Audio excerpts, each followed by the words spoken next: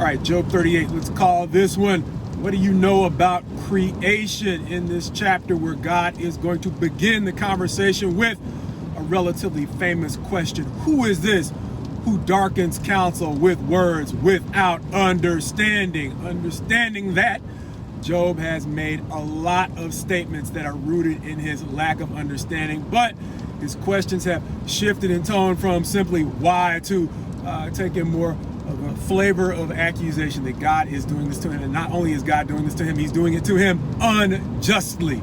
And God himself is now stepping in now that Elihu has reminded Job of all of the things that he doesn't know, and more importantly, all of the things that Job cannot do. And that is exactly the form that this chapter is going to take in the series of questions that God asks Job about creation. Among them, what do you know about the foundations of the earth?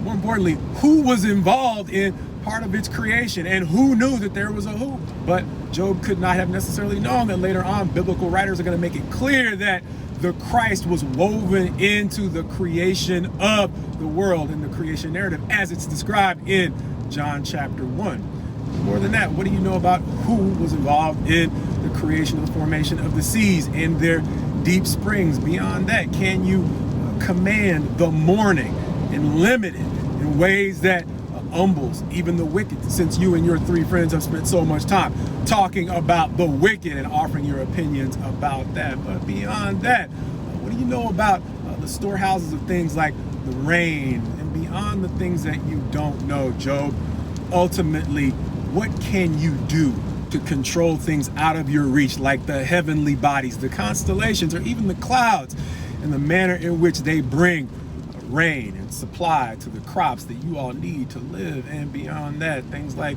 providing prey for the lions or even just the crows. What can you do to really provide them what they need? You may be able to keep a pet or two, but can you feed them in the abundance that God does? And the answer is quite simply no. And it reminded me of a quote that I heard from Einstein once that talks about the ways in which he tried to address the allegation or the rumor that he was an atheist. And he said, no, I'm not an atheist. And he likened all mankind, and he's going to say even the most intelligent man, to a small child walking into a library filled with books. And he's literally going to go on to say in that letter that he penned, or that response he penned to the question of whether or not he's an atheist, we cannot necessarily know how it was all formed, but we do know that there is something behind its design. And he was not ashamed to say that that was God. Now, his conception of God was very different than the biblical conception of God, even though Einstein was Hebrew, he was Jewish, and that was part of the reason he was run out of Nazi Germany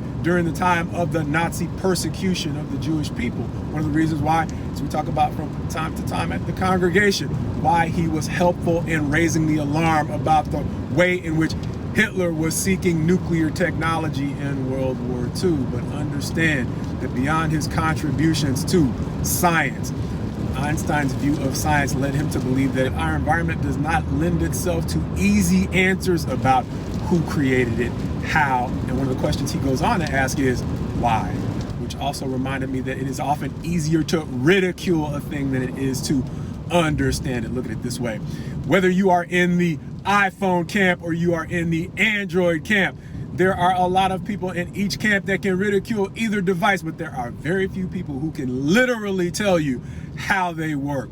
And so likewise with creation, Einstein seemed to realize that no matter how much you know or how little you know, it's easy to ridicule the thought of there being a creator. But our environment does not lend itself to easy answers about its creation, something that God is reminding Job of in Job chapter 38.